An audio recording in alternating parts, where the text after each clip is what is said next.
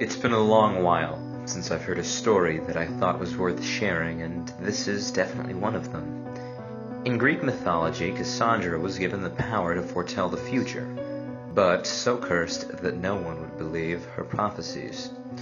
When Robert shared the following story with me, I couldn't help but be reminded of how fate often mocks us, as it did Cassandra. Robert was a colleague of my friend Steve, and new to our little circle. Within that circle includes a few psychology graduates. Deep and meaningful conversations tend to be par for the course. For example, does free will exist, or is every decision we've ever made and ever will make already determined before we were even born? Does the future actually exist? Can it be predicted or changed? You know, the usual circle jerk philosophy, question great thinkers have debated for millennia. For us, these discussions were just a way to pass the time. And we never really expected to have a definitive answer. But when Rob tells us he knows the truth and had a mind-bending story that could prove it, we listened closely. He would even share with us in detail the experiments he had to run to test the hypotheses, but also warned us we may not like the answers. With such a build-up, how could we not pay attention? Within psychology circles, it's somewhat cliché to say that the concept of now is really an illusion. For example, this very instant that you're reading this text, it has taken light some time to travel to your eyes. For your eyes to convert those photons to electrical and chemical stimuli, for those signals to travel through the neurons and synapses in your brain to process, and for your body chemistry to react. What we think of as now in reality has already passed a few fractions of a second ago. We are forever living in the past as our brains are constantly playing catch-up. Our reality is merely an illusion, a mental hologram created by the mind to interpret all the data flowing from our senses. Bob and his research partner Carol were looking to test the idea as far as they could. If time and perceived reality is purely a mental construct, could the mind be trained to respond to it? Could your brain, for example, be conditioned to think faster or slower? Could your perception of time be significantly slowed, so your reaction times correspondingly increased? It would be like accessing the deeper levels of your mind, Inception style, at will. If it were possible, it would have revolutionary implications for fields as diverse as education, economic productivity, health, science, and technology. Rob and Carol spent months figuring out how best to create practicable, easily reproducible experiments that could test their hypotheses. After much debate and tinkering, they developed an ingenious device they dubbed the Inceptionator to do just that. It was a comparatively simple system that consisted of three basic parts: a virtual reality headset, like a crude version of the Oculus Rift, that fully covered a volunteer's eyes, and an attached camera that projected images to the headset, and an image processor that could modify the footage from the camera. 4 Inceptionators were created for their tests. Carol and Rob would personally use one each, while the other 2 would be given to 2 volunteers, Alice and Dave, who weren't aware of what was being tested, and so would act as the control group. For the first few days, they acclimatized to wearing the headsets and getting used to going about their daily routine with the device set to a normal 30 frames per second. After this calibration period, the experiments could properly begin. The first of their experiments included reducing the frame rate from the camera stream by half, dropping it to 15 frames per second, so each frame lasted twice as long. Though time was passing at the same rate, the world through the lens seemed to slow down for all of them. They themselves moved around the real world like they were walking in molasses. They found their own thoughts also slowed down and felt more relaxed than normal. After a few days, they switched over to the second set of tests. They doubled the frame rate to 60 frames per second. Everyone seemed like hyperreality, a lot more fluid than usual, but otherwise had no appreciable impact on their perceptions or abilities. For the third experiment, they flipped their projected image to be upside down. This would test what perspective change would also alter their thinking processes. At first it was completely disorienting, and they constantly found themselves bumping into everything.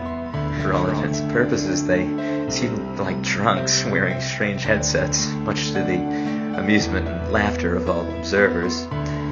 But after a couple of days, their minds had adjusted and adapted, and they could function perfectly normally. By the end of the experiment, they barely even noticed that the image was upside down anymore. It actually replicated how the eyes really saw the world, and the brain software had no problem flipping it around. But once adapted, there seemed to be no difference in perceptions or thinking ability. Well, these were all fascinating. It was the next set of experiments that were the real tests, the ones that changed everything. This time they would introduce a slight delay to the video feed, so it would no longer be in sync with the real world. Initially, this delay was set to a half second. It was a very small lag, almost imperceptible, but a big enough impact for them to seem as if they had been smoking pot all day for a few days, and could function as normal.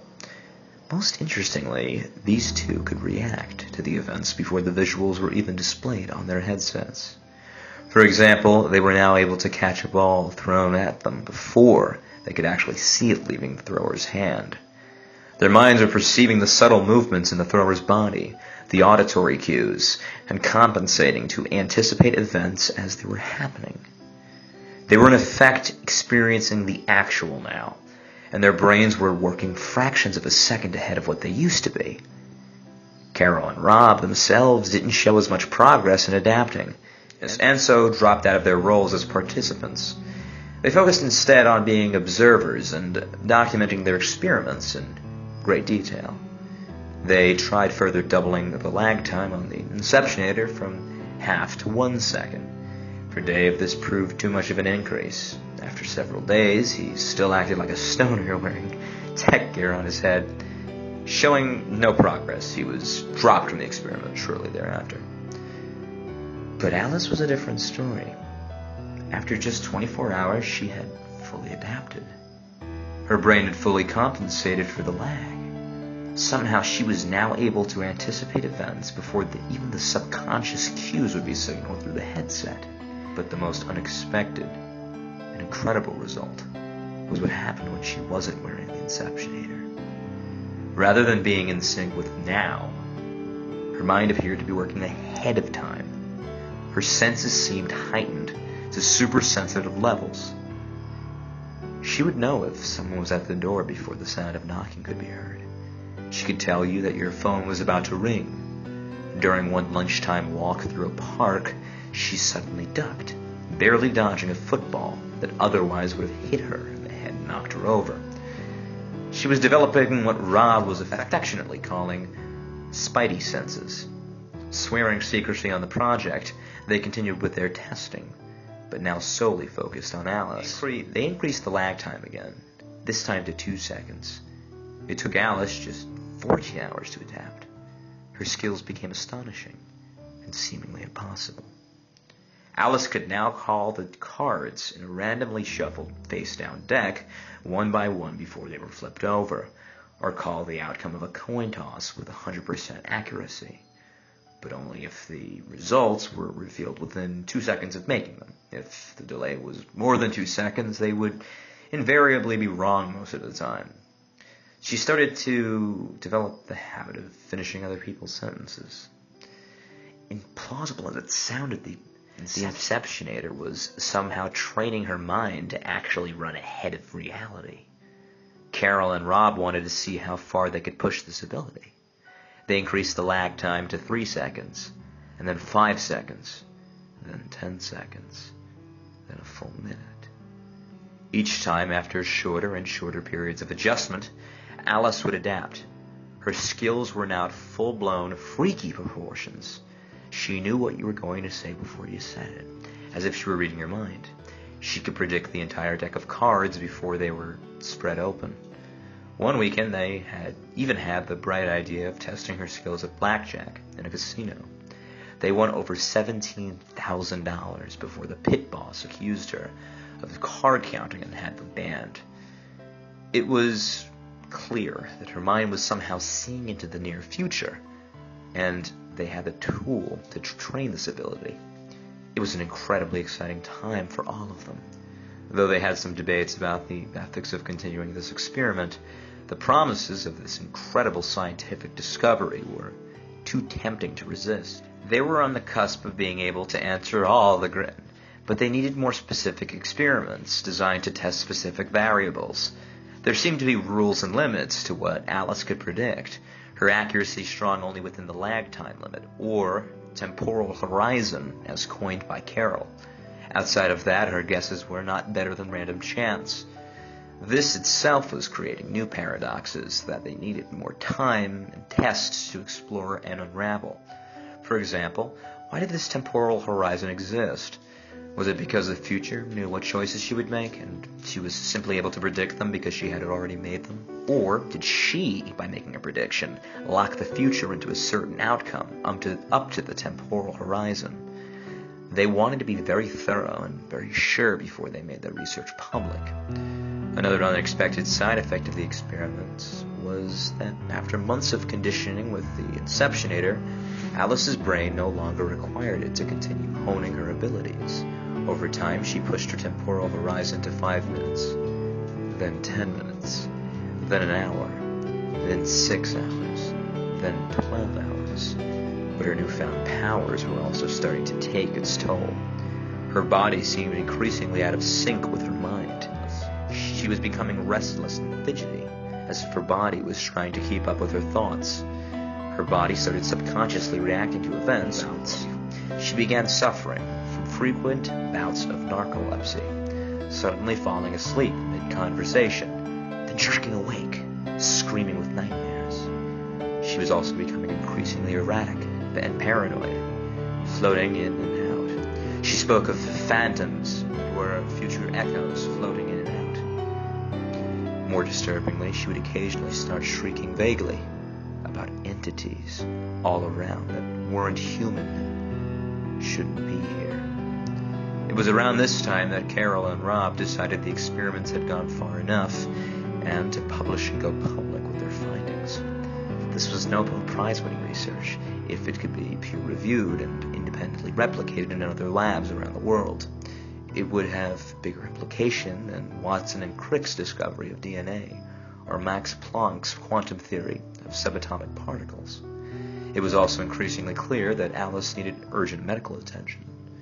Carol and Rob invited Alice to their office that afternoon and informed her of their decision. Alice reacted vehemently, refusing to cooperate and saying that the experiments were already too late to stop. She refused to see a doctor, screeching it would lead down a path where she would simply be a medical curiosity to be strapped to a chair and experimented on for the rest of her life. She also would not allow this research to be published, as it would lead her down the same path. The argument escalated when Carol blunted that she was going to publish it anyway, and it wasn't Alice's decision to block. At stake was a Nobel Prize, fame, fortune, and immortality in the history books. Carol wasn't going to throw that opportunity away. Then, the shouting match only ended when Carol stormed out of the room, with Alice screaming, "You will never publish it! Never! You hear me? Never!" She slammed Carol's chair violently against the wall with a large cracking sound, as if to reinforce her point before leaving herself. Later that evening, Carol and Rob met for dinner to discuss their options. By the time they departed, they both agreed that the best option was to have Alice sedated and then put under medical observation. She was increasingly paranoid and a danger to herself and others. As the instigators of the experiments, they had a duty of care they should have exercised long ago, while they were swept up in the excitement of their discoveries. It had been a tense day, and by the time Rob got back to his home, he was exhausted. It didn't take him long to fall asleep, but he was awoken suddenly during the night to see Alice standing over him in the dark, watching him sleep. Pressing her finger tightly to his lips, she whispered in a raspy voice, Shh. She pointed all around with her other hand. We are not alone. Rob tried to yell, but found Alice's hands wrapped tightly around his mouth before he could emit a sound. He looked around into the darkness, but could see no one else. Alice's head jerked from side to side as she surveyed around the room. They can hear. They can see you. They know what you're doing, she softly hissed. They both stayed there in silence for what seemed like half an hour. Alice then finally released her grip and headed out towards the bedroom door. She moved with a jerky, shambled gait, with an unevenly slow and then rapid pace as she left the room.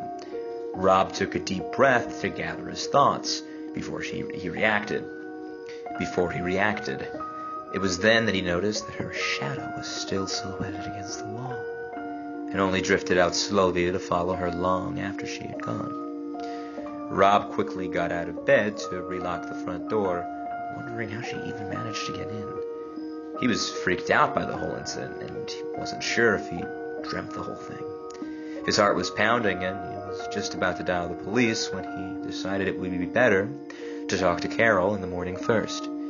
He double-checked the locks, then went back to his bed and to a shallow, fistful sleep. When he awoke the next morning, he felt groggy and terrible.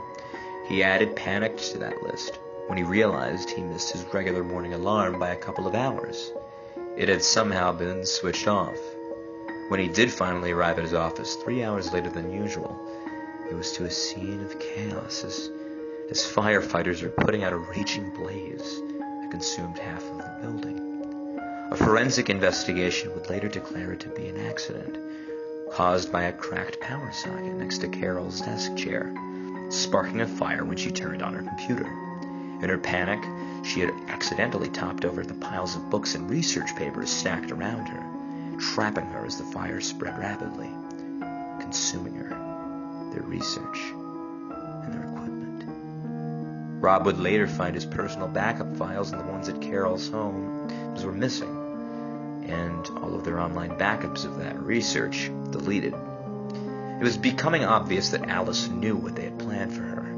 How could she not? She was 10 steps ahead of their every move. After dealing with the authorities, Rob went to Alice's home a few days later to confront her.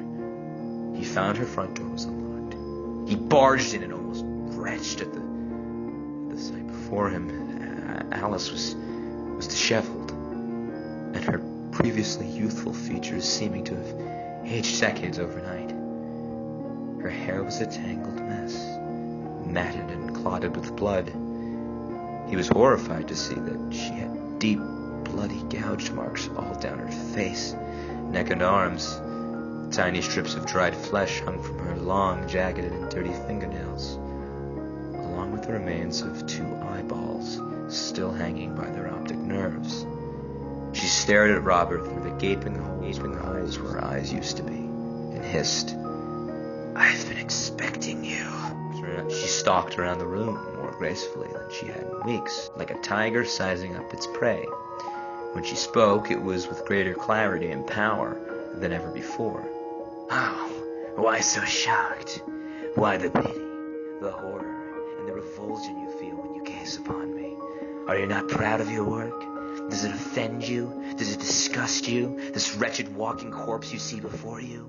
Well, I know this. It's but a pale imitation of what I saw when I look upon everyone.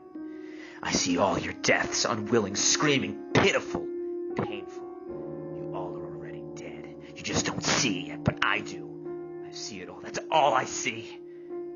As Alice's maniacal laughter filled the room, Robert had to run from the room to puke outside. After wiping his mouth, he pulled out the phone to call for the police and an ambulance. By the time they arrived a few minutes later, Alice had already gone, leaving only a fluttering curtain blowing over an open window. The police filed her away as a missing person. She still has not been found, nor is it expected that she ever will be. Over the years, Rob has moved around the country and even tried to replicate the experiment once. The siren call of rebuilding his research was too big a lure to resist. But he never got any further than the first week. first week. All his volunteers get freaked out, claiming to see a disheveled, mutilated face just outside their vision, and phantom fingers brushing against their arms and face when they have the headsets on. At night, a few would see that face staring at them, as though in the background of a mirror. Rob finished his story by asking if any of us were willing to be his new volunteers and to share in the glory of his discovery. We looked at each other, not quite knowing what to think. None of us took him up on that offer. He chuckled and said he wouldn't either. The universe tends toward equilibrium, and what the gods give us with one hand, they take away with the other. He mused. Second law of thermodynamics, or simply stated, there ain't no such thing as a free lunch. He had resigned himself that research would never be completed. After all, how could I possibly outsmart an opponent who already knows how the game will end?